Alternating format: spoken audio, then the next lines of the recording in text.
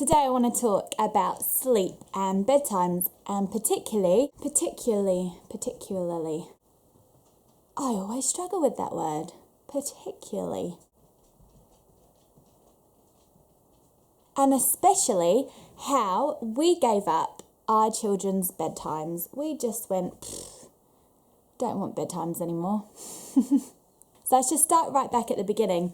When Ramona was little, I used to do everything to get her to sleep, and I felt like most of my day was spent trying to get Ramona to go to sleep.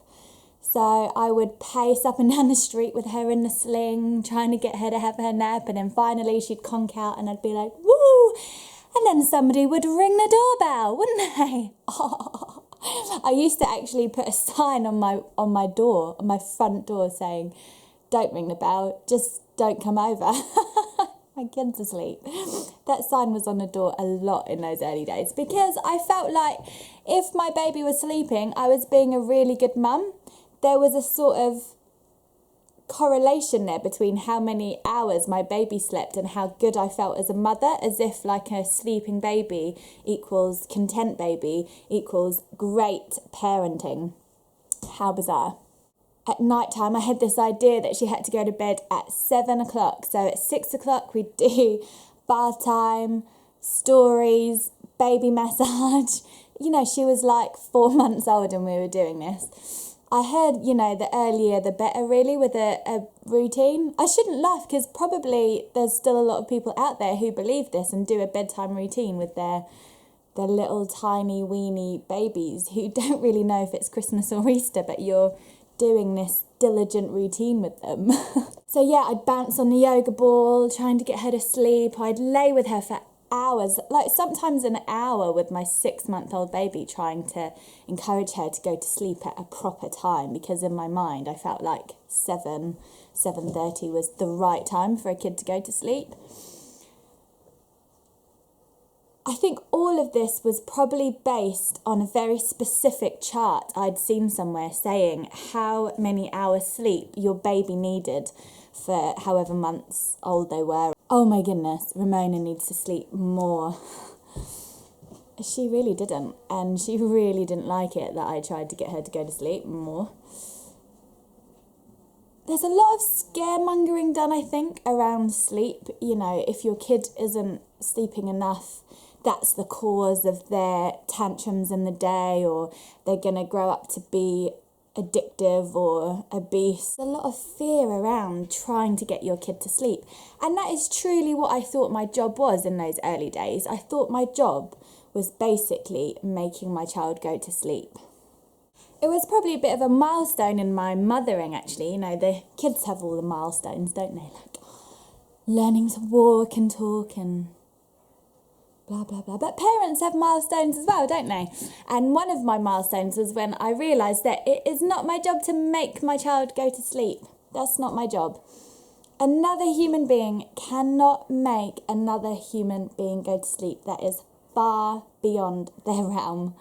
The day I realised that was a day I just released a whole load of my control issues around sleep.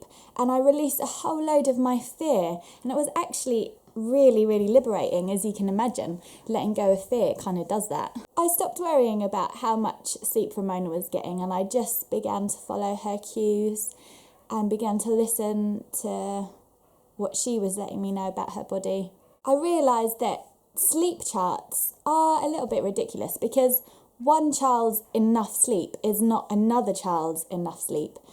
A kid might need 10 hours sleep, another kid might need 14 hours sleep. Margaret Thatcher needed like 2, but I'm not entirely sure she was human, so ignore that bit. Even my enough sleep for my child is not necessarily the right amount of sleep for my child. Like, in a way, it would be really amazing if your kid slept for 14 hours a night, because you'd get all that time and you could do lots of lovely things in the evening. And you could even get up in the morning and do yoga. That would be really cool. But unfortunately, we don't really get that much of a say in how much our kids should sleep. So what is my job? I reckon my job as a parent is to, 1, create room for my child to listen to her body and listen to what her body is telling her. So if I'm constantly saying, oh, you must be absolutely knackered, it's 12 hours after you woke up, it's time to go to sleep, I haven't given her any chance to listen to the cues that her body is giving her and then respond to those cues. Same goes with food or cold or warmth. I just don't tell them that their bodies must be feeling something, because I really, really want to give my children the chance to listen to what their body is telling them and act on it. And I feel like that is something that will serve them for the rest of their life if they can tune in to their body's needs and respond to it. So sometimes if they're acting a little bit tired, I might say, should we go upstairs and read some stories? And often they're up for it, and sometimes they go, nope, we want to keep playing. And I believe that that's their choice to do that. It's also my job to make it easier for my child to go to sleep. So sometimes that might involve kind of lessening stimulations. We might like lower the lights or do some rituals, light some candles and tell some stories together. And that might make it easier for my child to get into the zone if they've been feeling really hyper or something. But I have also read quite a lot about how if your kid is finding it really hard to go to sleep, that might be because they're carrying all the stresses and all the troubles from the day. And at night time, that's when all those things kind of start piling in their mind. So sometimes what a child needs before bed is actually like a big wrestling session or a tickling session or a huge play session. And that can actually aid their sleep, which is cool because that really goes against a lot of the norms around sleep and parenting. You know, it's all like, hush, hush, don't make my child laugh before bedtime, you evil person. You know, like the fun-loving nana who always plays games with the kids, like, 5 minutes before bedtime or whatever. But actually, there's a little bit of evidence and a lot of anecdotal evidence out there that says that sort of fun and rambunctious play before bed can really help a child process stuff that's gone on for them during the day. We also do a lot of talking before bedtime as well. I ask my kids what their worst part of the day was, what their favourite part of the day was, anything they want to be grateful for. One of the cool things we've noticed about not having any bedtime is that there's a kind of period when our kids do actually tend to go to sleep, and it tends to be between 8:30 and 9:30, with my youngest going to sleep around 8:30 and Ramona somewhere around 9:30. But after dinner, that's when they enter the most amazing zone of creativity and play from the whole day. They'll just start doing all these really artistic things with their colours and scissors and stuff, and it feels really magical. It feels like a really important part of the day. It's quite strange.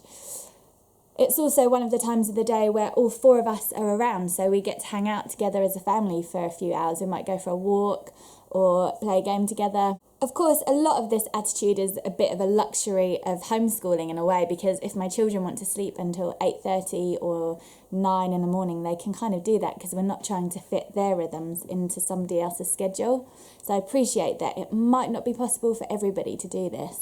But certainly if your kids are preschool, there's a little bit more wriggle room, I think, for not worrying too much about bedtimes and 7:30. And I know that there's actually a lot of school-going families out there that also have this attitude towards bedtime and sleep, so I'd love to hear from you in the comments. That's a little bit of our story about why we gave up bedtimes. Remember to like, comment, what else can you do? Subscribe. Do subscribe. It's fun to subscribe because then you get to be like one of the first people to see my videos when they go ping. It's always hard signing off. I feel like I need a little bit of like a jingle. Like, thank you very much for watching my video. That's already one, definitely. It's been really fun. Did you like my video? Did you subscribe? I'll work on it, and next time I'll sign off with a jingle.